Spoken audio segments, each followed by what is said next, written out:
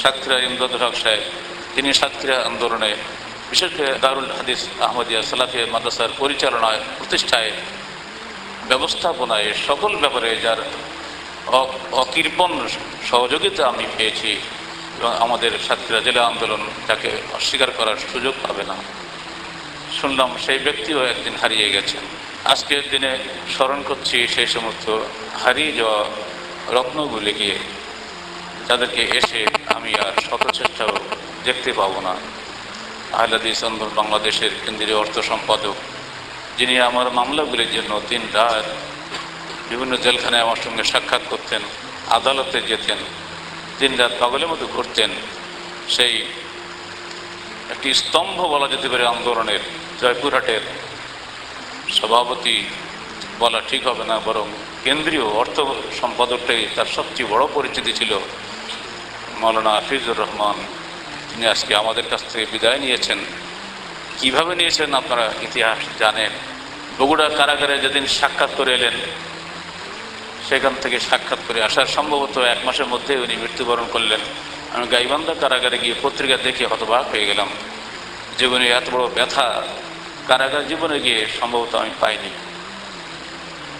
এরপরে একে একে দেউটি নিপতে লাগলো। খুলনা জেলা সভাপতি ভাই ইসরাফিল, যিনি আমাকে বগুড়া জেলখানা দেখতে গিয়েছিলেন, তার সে হাসি মুখ আর ফিরে পায়নি, চিরদিনের মতো হারিয়ে গেল।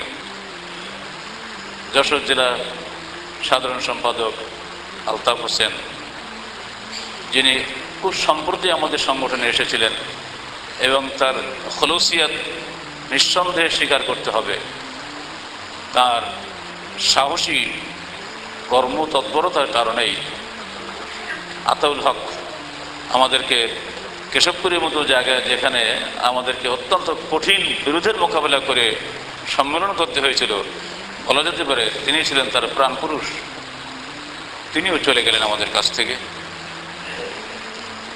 যে নওদাবাদে বসে আছি, অ্যাডভোকেট মুফিজ ভাই, যিনি নওগাঁ কারাগারে তার গাছের একটা আম নিয়ে আমাকে দিয়ে এসেছিলেন, এসে কিন্তু তাকে আর দেখতে পাচ্ছি না। তিনিও চলে গেছেন ভূপৃষ্ঠ থেকে, ভূগর্ভে চিরদিনের মতো, আর তাকে ফিরে পাওয়া যাবে না।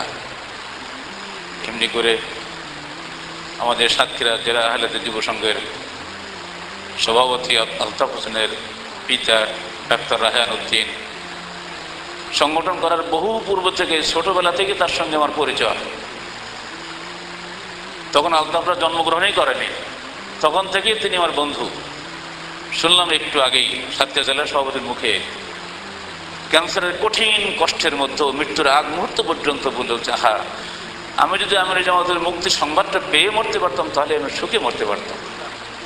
কি মহব্বত তাদের মধ্যে ছিল। এমনি করে নাম না জানা অসংখ্য মানুষের ভালোবাসা, সিক্ত ধোয়া আল্লাহ পাকের দরবারে কবুল হয়েছে, যার কারণেই আমরা আজকে মুক্ত মানুষ হিসেবে আপনার সামনে এসে দাঁড়াতে পেরেছি।